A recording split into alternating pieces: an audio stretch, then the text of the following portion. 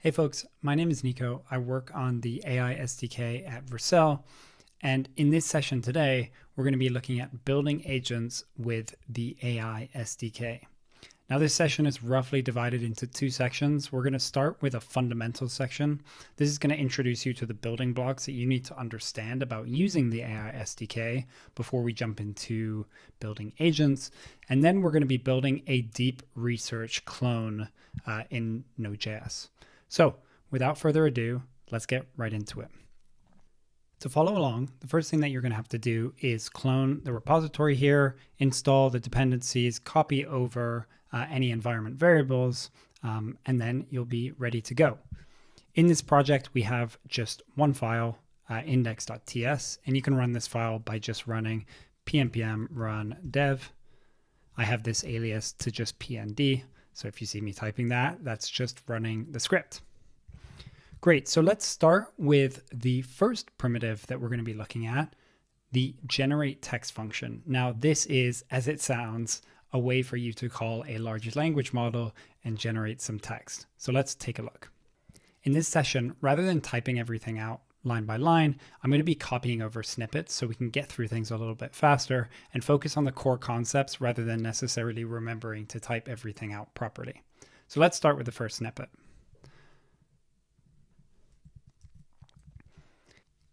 What we've got here is a single function called main. It's asynchronous, and inside this function, we call generate text, which we import from the AI SDK.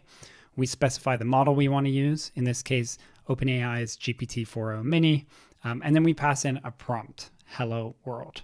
Finally, we log out the resulting text that is generated and call the function. So we can head into the terminal, run pnpm run dev, and we should see a message back from GPT-4o Mini. Hello, how can I assist you today? Now, each of these generate text functions and stream text and generate object and stream object, as we'll see later, can take in either a prompt as input or messages. And in this case, messages is just an array of messages where a message has a role and then some content. So this would be the same as we had before if we change this to user. For the rest of this session, we'll be using mostly the prompt key. So one of the core features of the AI SDK is its unified interface. And what that means is that we're able to switch between language models by just changing one single line of code. Now, there are many reasons why you might want to do this. It might be because a model is cheaper, faster, better at your specific use case. And speaking of better, one thing that we can try asking this model in particular is something that we know it might struggle with, like when was the AI Engineer Summit in 2025? Now I know for a fact that GPT-4o Mini is not going to be able to do this because it doesn't have access to the web and its training data cutoff is somewhere in 2024. So we can see, I'm sorry, but I don't have information about events scheduled for 2025, including the AI Engineer Summit. So how could we solve this? Well, we could, and we'll look into later, add a tool, and that tool could call the web and return those results and pipe those into the context of the conversation, and then the language model can deduce from there. But we could also just pick a model that has web search built in, something like Perplexity. So how do we change to a different model? Well, all we have to do is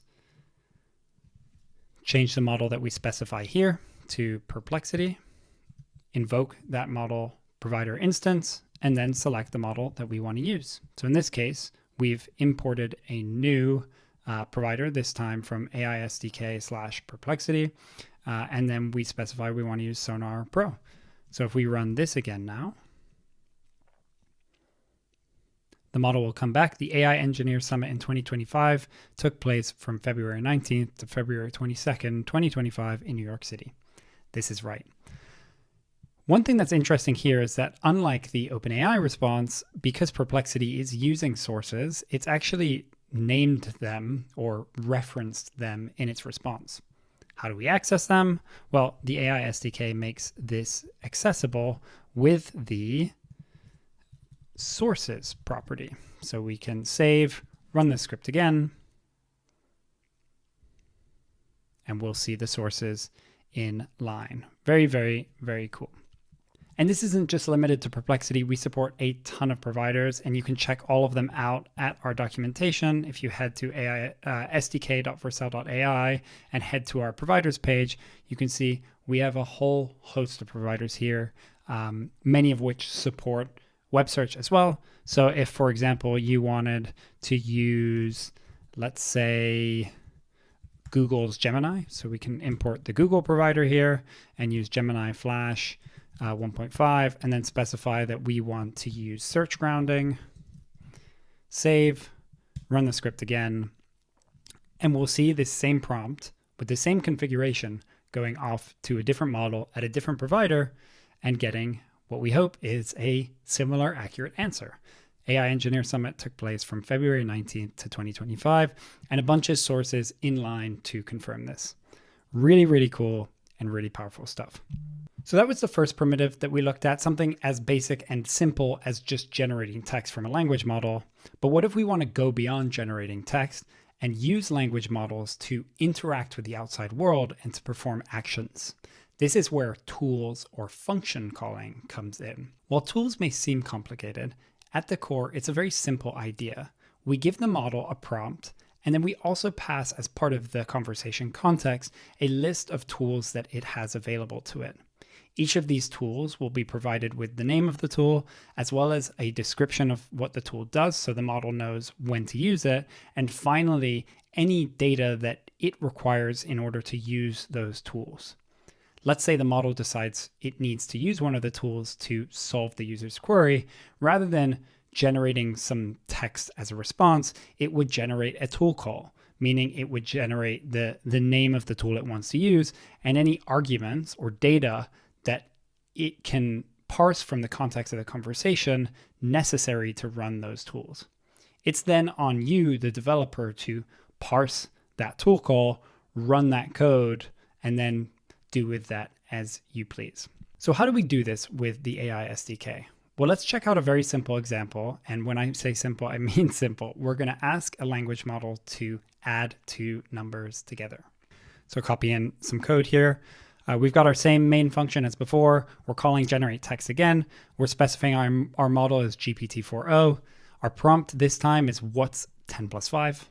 Very difficult question. But this time we are passing a tool. Now, to pass tools to the generate text or stream text function, you pass a tools object. Within that object, you specify a key or the name of the tool, in this case, add numbers. Then you can, as the value, use this tool utility function, which I'll explain in a second, to then define what the tool should be. So the tool is going to have a description. This is what the tool does. And this is really important because this is what the language model uses to decide whether it should invoke that tool. Parameters. This is the data necessary for the language model to run this tool. And this is what the language model is going to have to parse from the conversation context in order to use the tool. And then you have the execute function. This can be any arbitrary asynchronous JavaScript code that will be run when the language model generates a tool call. And what this tool function does here is this is completely unnecessary, but is a really nice DX improvement here. And what it does is that it provides type safety between the parameters that you define here and the arguments that come into your execute function. So to showcase this, if we change this to string, if I can spell, you can see I can't spell, but we can see that num1 is still a number where num2 is a string. So again, this is not necessary at all, but it does make building and working with these tools a lot easier. Now, what's going on behind the scenes is that the AI SDK is going to parse any tool calls, and then it's going to automatically invoke the execute function and return that in a tool results array, as we can see right here. And that's what we're logging out to the console. So if we head to the console, clear it out, and run the script, we should see a tool result logged out to the console. And that indeed we do. We see tool result, add numbers. We see the arguments that are parsed from the conversation context, and then we see the result itself. But notice that we have logged out the tool results this time, and instead of the text generated. And I had said before, it's kind of a nuanced thing here, but the language model isn't generating text anymore. It's generating a tool call. And we can see that if we said console.log, actually we just delete this altogether, and we log out the resulting text, we won't see anything in the console. It's completely empty. So how can we get the model to actually incorporate the tool results into a generated text answer, right? We want it to synthesize this action, whatever it's performed, and communicate that back to the user. We could look at the last tool result. So const last tool result equals result.tool results, and we take that last one, and then we say if last tool result equal dot name dot tool name equals, and it's cool, we've got full type safety here, and then we can say, oh, maybe we want to await and generate text further and return that to the user. But as you can see, this is error prone. I've made like 3 mistakes already, but also it doesn't scale, right? If we add 10, 15, 20, 100 tools in here, we don't want to write out 100 of these conditional statements. So what we can do instead is use a property called max steps. And we're going to set this to a number. Now, max steps can seem, again, a little bit confusing, but what it is at its core is that if the language model decides to generate a tool call, and therefore there is a tool result, we are going to send that tool result alongside the previous conversation context back to the model and trigger another generation. And the model will continue doing this until it either generates just plain text, i.e. there's no tool result, or we reach the threshold for the maximum number of steps. So this is quite a simple but powerful way to allow the model to keep running autonomously, picking the next step in the process without necessarily having to add any logic or rerouting, repiping outputs here. So if we run this code now, and what we're going to do is we're actually going to log out the result.steps.length. And actually, we could even log out the whole steps so we can see what's really happening. And we're going to stringify this so it looks nice.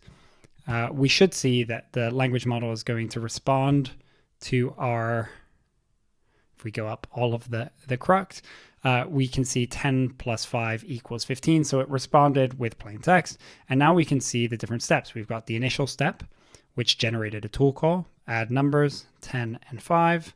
And then we can see the tool result that we had logged out to the console, a bunch of stuff here. Cool note that you can tap into literally the raw request and response body with the AI SDK. So you can see exactly what's being sent to language models if you ever need to debug, but that's aside. And then we should see the second step. And the second step was step type tool result. And we can see that there is text actually in this generation. So cool. We've now seen how we can build what we're going to call a multi-step agent, because that's what this is. This language model has been given the ability to choose the number of steps that it wants to use and choose the tools or the direction it wants to go down. But obviously, having just one tool here doesn't showcase this very well. So why don't we add another tool here to see this agentic behavior in action? What we're going to do is, again, I'm going to just copy over some code. We are going to add a tool that has the ability to get weather. Description here, kind of obvious, get the current weather at a location. The parameters here, we need the latitude, longitude, and city. And then finally, in the execute function, we're going to make a fetch request, passing in the latitude and longitude, and then we are going to unwrap the weather data and return it in the tool result. Now, a lot of people might be thinking in their head, we're not providing the latitude and we're not providing the longitude. Like, is this going to fail? And this taps into a really cool inference capability that we can use in these parameters, in that we can let the language model infer these parameters from the context of the conversation. So we're fairly certain that the user is going to give city as part of their prompt. And in this case, we're going to be asking for the weather in 2 cities, and then we're going to want to add them together. So we'll know that we'll have the city, and we'll let the language model use its training data to effectively infer what these might be. Now, I wouldn't suggest doing this particular example in production, but there are a lot of really cool use cases that you can use this pattern with. So I foreshadowed a little bit. Our prompt here is going to be get the weather in San Francisco and New York, and then add them together. So we have 2 tools available here, get weather and add numbers, and we have a maximum number of steps of 3. So we'd expect probably, well, actually, let's not even guess. Let's see, we can print out the steps, the length of the steps themselves, and then the resulting text generation. So I save, run the script, and we'll see a response. The current temperature in San Francisco is 12.3 degrees Celsius. In New York, it's 15.2. When you add these temperatures together, you get 27.5 degrees Celsius. So let's see how many steps we had. 3 steps. We had an initial step, which was a tool call step. We didn't unwrap this in the console log, but I know exactly what these are because I have done this demo before. And this is cool. We're using parallel tool calls here. Actually we can see in the body. We can see in the body right here. Or it's probably going to be in the response actually, which is also wrapped in here, not unwrapped. But what's happening here is that we're doing our get weather call twice. We're doing for New York and then San Francisco. And then in our second step, we're going to be doing our add 2 numbers together. And then for our final step, we actually have the text generation itself. And I can even, if we do it again here, just to show you, let's stringify this out. Just in case people don't believe me, we'll do it one more time. And this time we'll see exactly what is coming out. So if we jump, it's good sign that we're getting exactly the same response. It means that the data is correct. And if we scroll up to the first step. So 3 steps here. And yeah, you can see, so we've got 2 tool calls. We've got get weather for the latitude and longitude and the city of San Francisco. The same for, oops, scroll too fast, for New York. And then we have the add 2 numbers step. If we get there, let's scroll down. There we go. Add numbers, number 1, number 2, we get our result. And then finally, we have our actual text generation, which comes at the very end. So awesome. That's 2 major fundamental building blocks out of the way, generating text and using tool calls. The final thing that we're going to look at is generating structured data, also known as structured outputs. There are 2 ways to generate structured outputs with the AI SDK. We can 1, use generate text with its experimental output option, which we'll look at first, and 2, which we'll be using more later in the session, using the generate object function, which is a function dedicated to structured outputs. The generate object function, I will tell you, is my favorite function in the entire AI SDK, absolute workhorse of a function, and we'll see it later. So let's take a look at our existing tool calling example where we're getting the weather in 2 locations and then finally getting the sum of those 2 numbers added together, and see how we could add structured outputs to make the eventual output easier to use maybe later on in our program. So the way that we're going to introduce structured outputs here is using the experimental, I think we have to head up here, the experimental outputs output key. We can pull in output.object from AI, and then we define in here our schema. We're going to be using XAW to define our schema. And if you've never used Zod before, it's a TypeScript validation library that is super powerful, and particularly paired with the AI SDK seems like a match made in heaven. We'll be looking at it a lot in this session, and it makes working with structured outputs an absolute breeze. So let's define what we want our output to actually be. In this case, we know we want the sum, which is going to be a number. So let's define a key of sum and make it a z.number. Finally, we add our comma. And now, instead of logging out all of the steps, and instead of logging out the text, I'm just going to log out the experimental output. And let's run the script and see what we get. So this time, instead of getting all of that extra text, which we maybe could have prompted away, we just have a simple type-safe object that we can access. In this case, we've got experimental output.sum, which we know is going to be a number, otherwise it will throw an error. So you can combine tool calling with structured output to build out some really, really awesome use cases. Now let's very quickly look at the generate object function. So I'm going to delete everything in our main function and copy over a generate object example. So we'll clear everything away. And in this case, we're going to be looking and seeing if AI can help us with a very in vogue problem, and that is defining what an AI agent is. I know Simon had posted a survey on Twitter asking for definitions and had crowdsourced something like 250 different definitions, which ended up being 6 categories of different definitions. Anyway, nobody can agree on it. And so let's see if AI can help us. Spoiler alert, I don't think it will. But so what we've got here is our main function as per usual. We're importing generate object from the AI SDK. We specify our model as GPT-4o mini. This should start to look quite similar to how we've been doing it previously. Pass in a prompt, please come up with 10 definitions for AI agents. And now with generate object, we can define a schema. In this case, our schema is going to have one key. It's going to be an object. That key is definitions. And this is defined as an array of strings.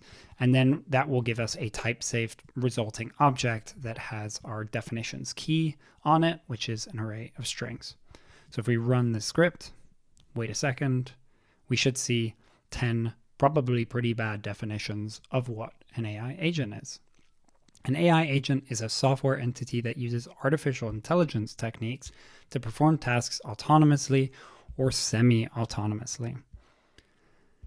Not as bad as I thought, but why don't we see if we can alter this slightly? And the way I want to do this is provide some more details to the language model of exactly what I want it to do for each of the strings in this array. Now, we could jump into the prompt and say each of these definitions should be X, but one of the really, really cool features we can tap into with Zod is the .describe function. And with .describe, we can, as it sounds, go to any key or any value, and we can chain on this .describe function. And in here, we can describe exactly what we want for that exact value. So I'm going to say something kind of cheeky, and I'm going to say, I'm just going to paste this in.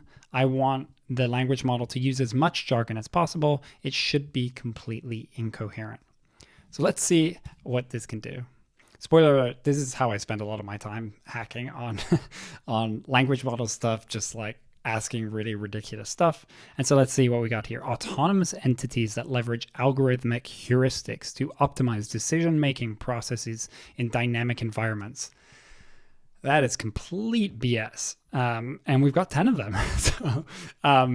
So this is a really cool thing about working with structured outputs with the AI SDK, and particularly with that Zod integration. It makes defining these schemas and providing context super simple and really easy to maintain as well.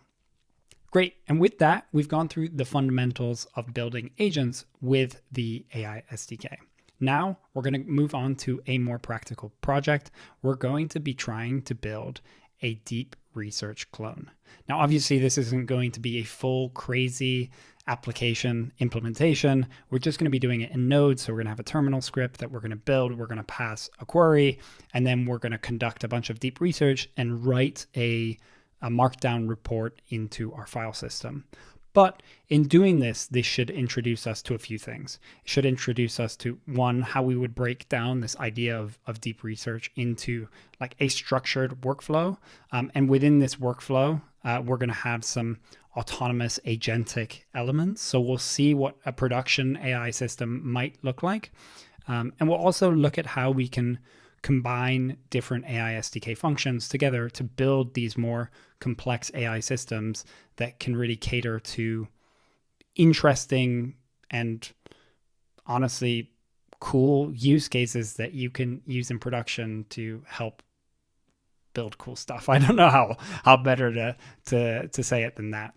So without further ado, I'm going to head to the deep research section of the companion site, because I've provided a nice explanation of how the workflow is going to work in natural language, and also a nice diagram to explain exactly what's going to be happening. Now, also, if you haven't used deep research before, one, I highly suggest you check it out. OpenAI has a version, deep research, Gemini has a version as well. But roughly speaking, what's happening is you give these products a topic to think about, and it will go off for an extended period of time, searching the web, aggregating resources, going down like webs of thought, and then it will aggregate all of that information together and finally return it into a report to hopefully solve your query. And the cool thing is this really taps into a fundamentally strong part of language models, of this like synthesizing troves and troves of information. So yeah, let's look at how this workflow is going to look like. So the rough steps are going to be, we're going to take an input, a rough query, a prompt. We're then going to, for that prompt, generate a bunch of subqueries. So let's think about, like, we want to do research on electric cars. The queries or the search queries that we might generate are like, what is an electric car? Who are the biggest electric car producers? And so on. And then for each of those queries, we're going to search the web for a relevant result. And then we're going to analyze that result for learnings and follow-up questions. And then if we want to go into more depth, which we'll look at in a second how that works, we will take those follow-up questions as well as like the existing research, generate a new query, and like completely recursively complete that process, meaning like we basically start again while keeping all of the accumulated research. And in this way, we can go down these webs of thought and of questions and build a comprehensive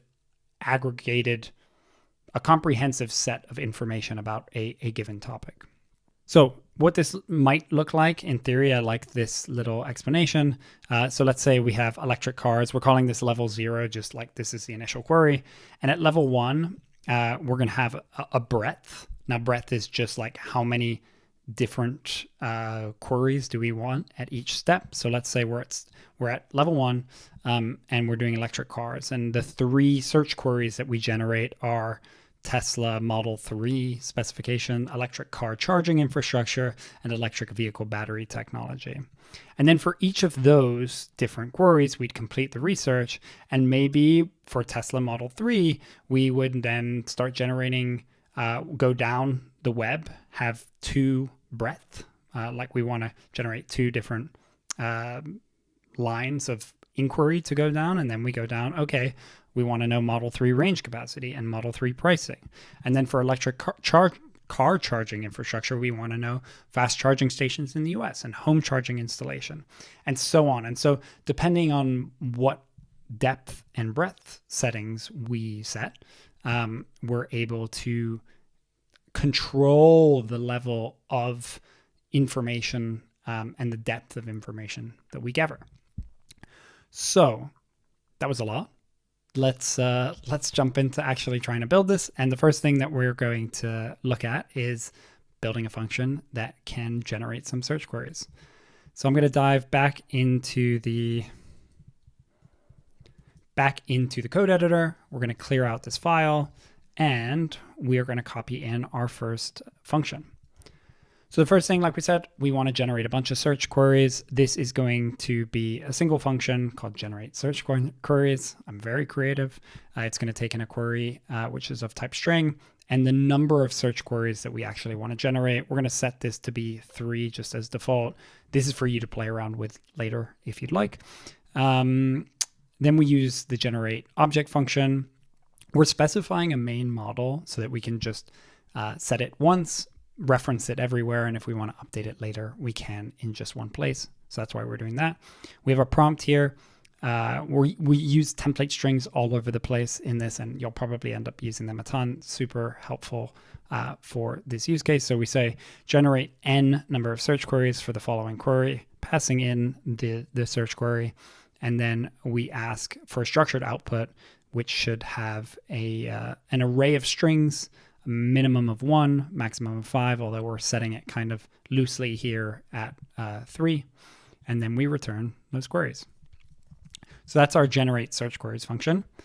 If we go back to our companion site, we see the next thing that we have to do is map through each of those queries and search the web for relevant results, analyze the result for learning and follow up questions, and then follow up with new queries. So let's go one at a time. The first thing actually we'll want to do is have a main function so that we can actually specify prompt and then call this generate search queries. So our prompt is going to be, if you were at the AI Engineer Summit, there's an awesome talk, and actually I think it's available online, from the Gemini team where they walked through how they went about building deep research. It was a really, really good talk. And one of my favorite things from it was hearing the prompt that they used as like the kind of the gold standard to evaluate the progress of the product. And that was, what do you need to be a D1 shot put athlete? So in that similar vein, we're going to be using that today. So we take that prompt and then we pass it into our generate search queries function.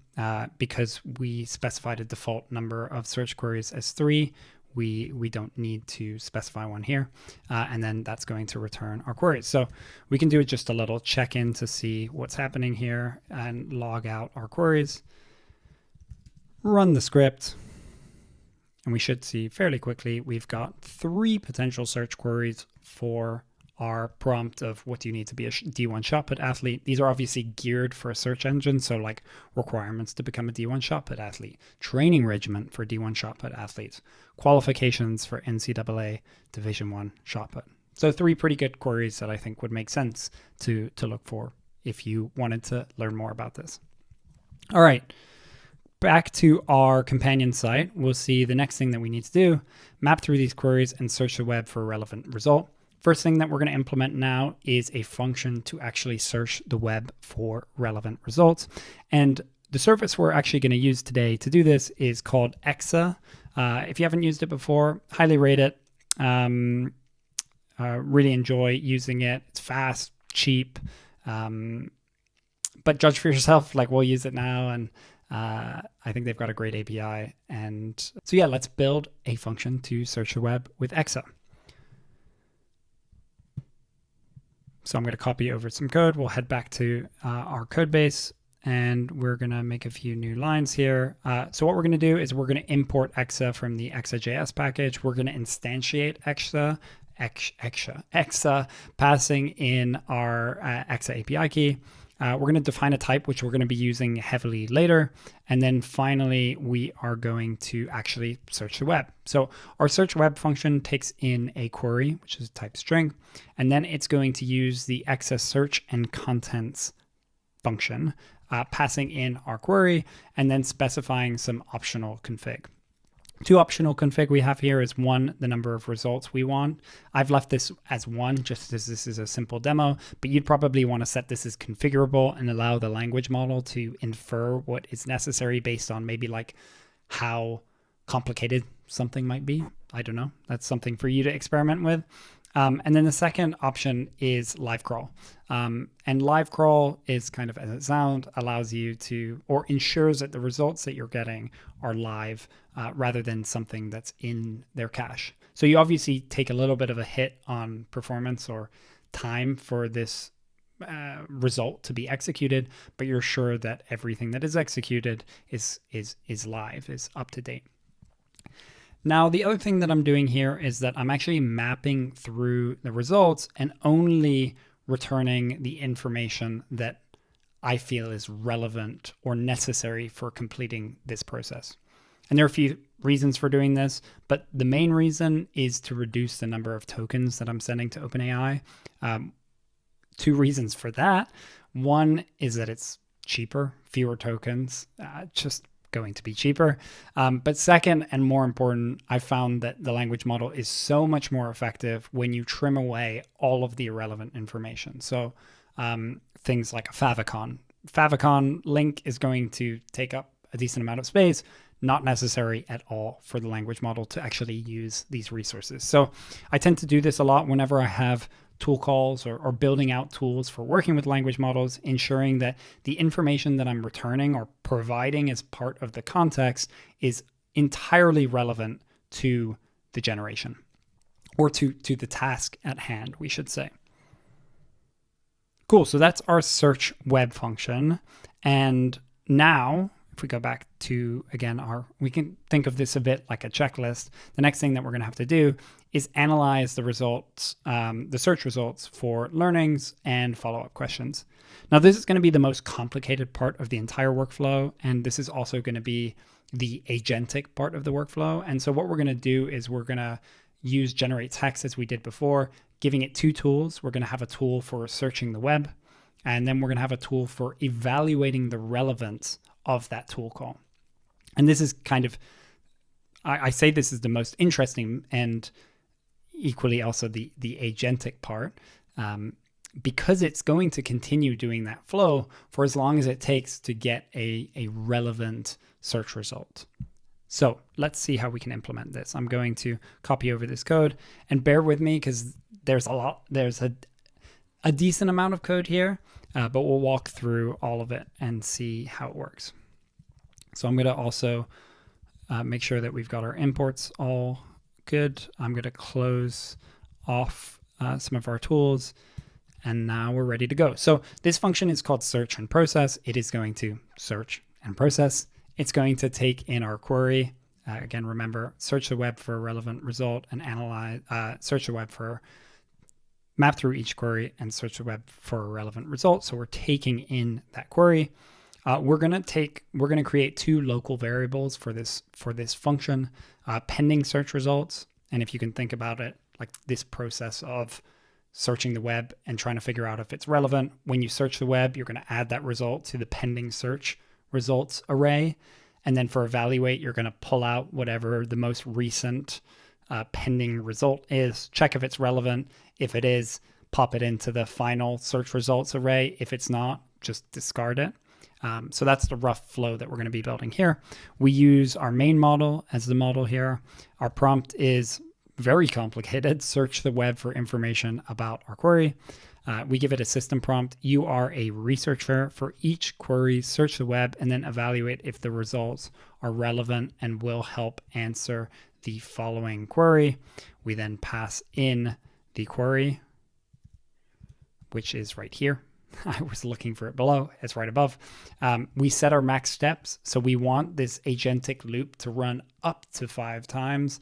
You could set this higher, and we can set this higher for now. And that will just allow that process of finding a relevant link to continue onwards and onwards. I like to keep these relatively low just to ensure that it doesn't go off the deep end, but experiment is my main advice for building with these tools. Our first tool that we have here, I'm saying tool a lot, is the search web. This searches the web for information about a given query. We take in a query, which is a string. Our string, we then pass into the search web function that we just created earlier. We get back some search results, that type we declared at the beginning, which I can show you here, this type right there. And then finally, as I was saying, we take this local variable, this pending search results, and we push whatever these new searched web results that we get. And we also add those to the conversation context by returning them from the tool. And then we have the evaluate tool. And this is to evaluate the search results. It doesn't take in any parameters. And in the execute function, we are going to pull out the latest pending result, then run it through generate object, asking it to evaluate whether the search results are relevant and will help answer the following query. And then we pass in with this XML syntax our stringified pending result. Now, the final thing here with this generate object, rather than specifying the schema with Zod, because we just want to know whether it's relevant or irrelevant, we can actually use generate objects enum mode to specify just the two values that we need. Something's either going to be relevant or irrelevant. This is super ergonomic. You could use Zod here. I just find this very easy, particularly if you have just two values. And it's also easier for the language model when it's literally restricted to two values rather than generating a full structured object. Then if the evaluation is relevant, we will push the pending result to the final result because we know that it's now relevant. So that's going to be a good source that we want to keep. We have some logs here. And then this is interesting here. We say, if the evaluation is irrelevant, we return the following string from this tool call. Search results are irrelevant. Please search again with a more specific query. So when max steps triggers the next generation, the language model is going to see the most recent step that took, and the last part of that most recent step, i.e. the tool result, was please search again with a more specific query. So we have this system that is repeating but with feedback based on what's going on. The last thing to mention here is the fact that I did not use the parameters here to parse out the search result. And there's a very specific reason for doing that. Search result can be super long, right? This could be a whole entire crawled web page that could be, 10,000 tokens. And we don't want the model to have to actually parse that out. It's literally generating the text that already exists in the context above.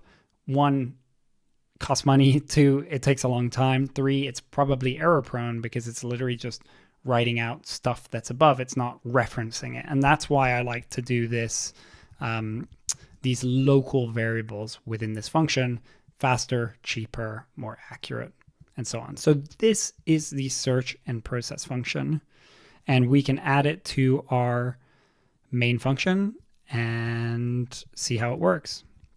So we're going to console.log our search results and see what we got.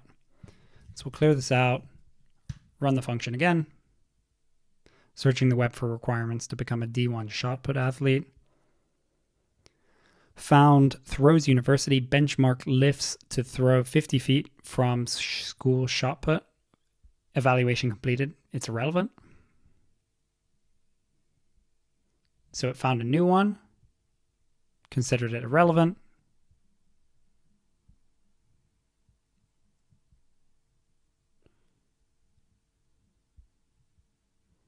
Found another one, men's track recruiting standards, and considered that relevant, and then it returned a bunch of, we returned the whole result. So this is like the whole scraped web page in here. So we can see, very cool, it is working. Great. So let's move on to the next step. And what is the next step? The next step is to analyze the results for learnings and follow-up questions. So to do this, we're going to, again, create a new function.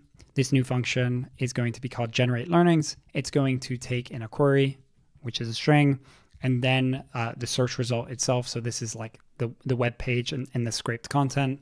We're then going to use, surprise, surprise, my favorite function, generate object, using our main model again, and providing a prompt here. This time, the user is researching query. The following search results were deemed relevant.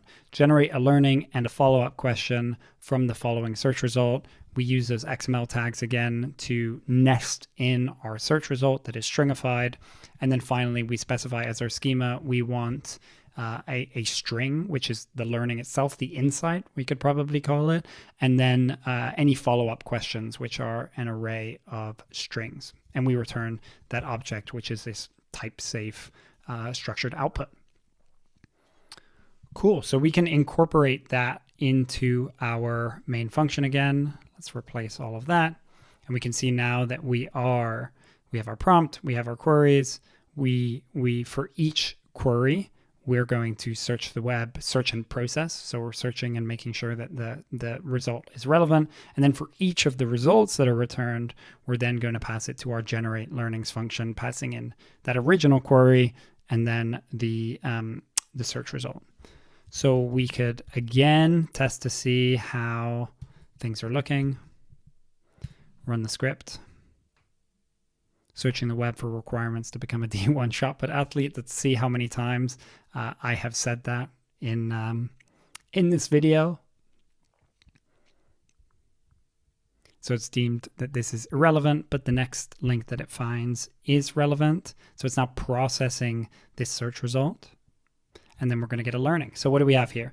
To become a D1 shot put athlete, high school athletes typically need to have 4 years of varsity experience, achieve high state finishes, or be state champions, and participate in national events like USATF, National Junior Olympic Outdoor Track and Field Championships. They should also aim for a shot put distance of around, I think that's 60 feet for tier 1 recruits. And then we've got some follow-up questions. What are the specific training regimens for shot put athletes? How do Division 1 recruiting standards differ from Division 2 and 3? Some like really interesting threads to go down.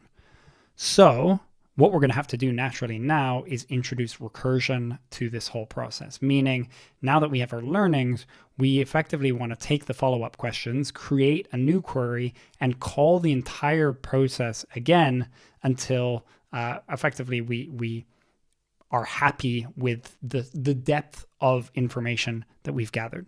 So there are going to be a few things that we need to do. One, we need to probably create a new function that can handle this recursion rather than doing it all in the main function. Two, we're not going to be able to track all of our accumulated research in the local function anymore. We're going to have to create some state or a variable outside in the global state to be able to track this as we go through. And then we're probably going to need some types as well, just to help make this all a bit easier. So let's add those now. First things first, we're going to create a new function called deep research that will be able to handle our recursion. So all we've done here is taken our previous logic that was within the main function and put it into a new function called deep research. So as you can see, we're generating search queries. We are then searching in process. Then we're generating learning. So same as before. And then in our main function, this time we define our prompt and then we call that deep research function. So what we're going to have to do now is actually call this function recursively. But first things first, we're going to need to create a place to store our accumulated research state. So I'm going to copy in some code here. We're defining two types, a learning type, which we've seen before. This was the learning, the insight from the research, and then follow-up questions. And then research. This is the core accumulated research object or store. And we store in like our original query, the queries that have been performed, or the active queries right now, the search results and accumulation of all of them, learnings, all the insights, and then completed queries. And at the very end, as this develops, we're going to pass all of that state, that store of information, to one large model that can synthesize all of that and generate our report. But first, we need to update our deep research function to actually update the store as it's iterating through these levels of recursion. So let's head to our deep research function. I'm going to copy all of this and we'll look at what we've updated here. So the first thing that we've done is we've changed the name of one parameter from query to prompt, just so you know. We've also updated our depth and breadth numbers. So depth, remember, the levels deep that we go into, the strands that will, or the levels of the strands that will go down. And then breadth are those like individual forks, how many of them will go down at each level. So we first check to see if query is undefined. That will be on the first time we're ever running this. And if it is, we'll set it to the prompt. We then, like last time, we generate the search queries. This time we update our queries to be that whatever is returned from the search queries. And that's a theme as we go through here. We're going to update our accumulated research to take in our search results, our learnings, and our completed queries. And now that we have this all out of the way, we can actually call deep research recursively. And at the same time, we're going to decrement the depth and breadth so that we can eventually get to a resolution. So this doesn't run forever and we don't run out of all of our API credits and leave the user waiting for way too long. So let's add that final recursion. I'm going to replace the entire function again. Just so I don't make any mistakes here. We've added two things here. First, we've said if the depth is 0, just return, effectively, like recursion is done at this point, return the accumulated research. And now for the new stuff, where before we had the comment saying perform the deep research, now instead we create a new query saying the overall research goal is this. These are the previous search queries that have been performed. Here are some follow-up questions, and then we pass that back and call the entire function again with that new prompt, again decrementing the depth and the breadth at a more exponential rate.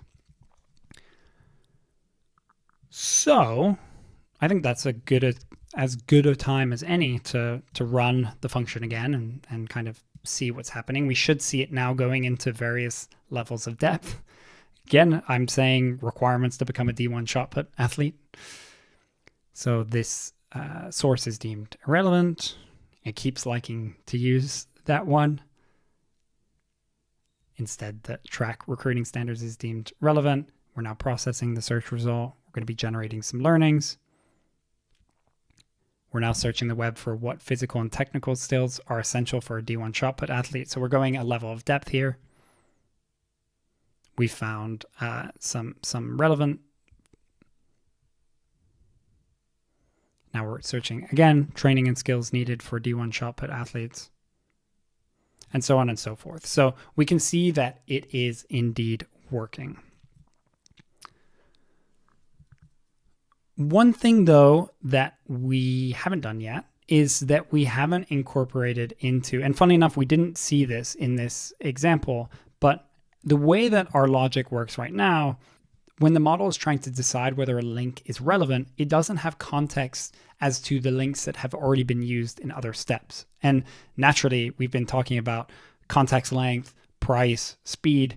We surely do not want to provide the same source twice, particularly if it's taking up 10, 20,000 tokens in length. So what we're going to do is we're going to go to our search and process function. We're going to head into our evaluate tool.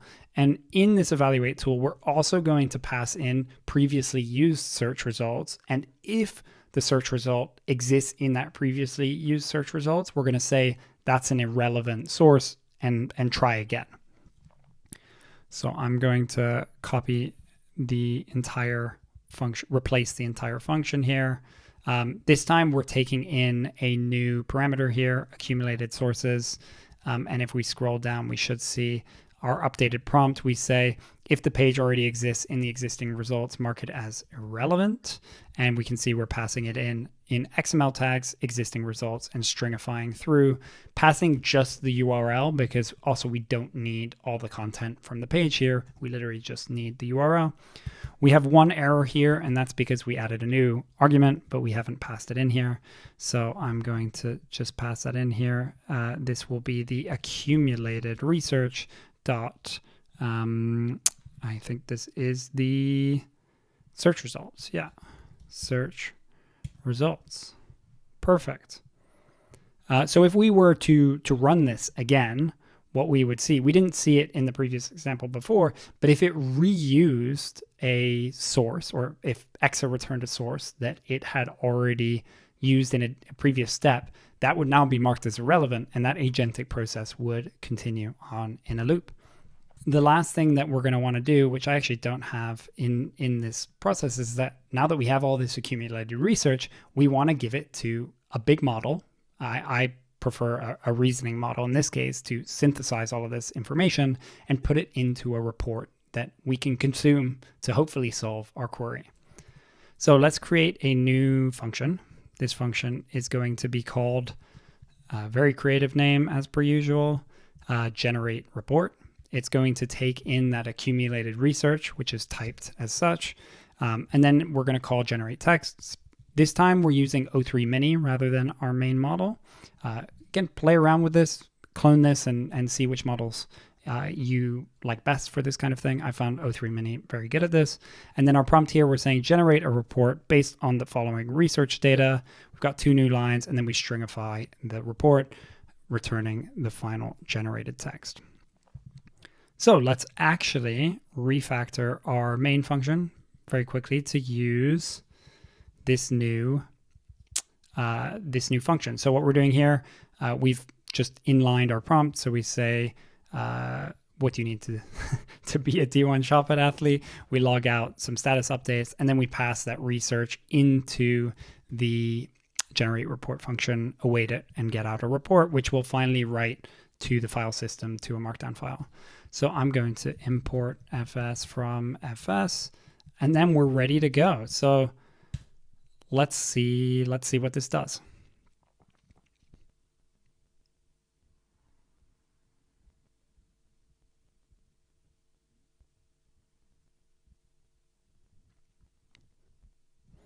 Great, so after about a minute, we've got our report.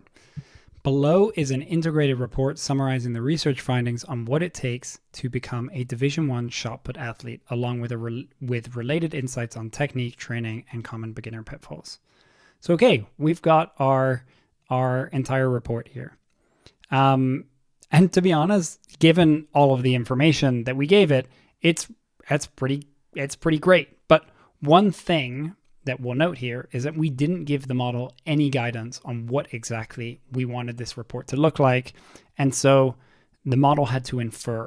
And when you're working with language models, in order to get the best response, you want to leave as little up to the model to infer as possible. So one thing, I want this to be in a markdown format. 2, I'd like it to form a bit more of a structure that I want to specify. And so what we're going to do here is we're going to head back to our generate research function, and we're going to do 2 things. We're going to, actually just one thing, sorry. We're going to create a system prompt. We're going to tell it, give it a persona. You are an expert researcher. We're going to give it today's date. We're going to tell it to follow these instructions exactly. And a few key things in here. We're going to say use markdown formatted. You may use high levels of speculation or prediction, just flag it. And in general, we just give it these guidelines that are very research analyst oriented. So I'm going to run this entire thing again, and we're going to see the difference in the output.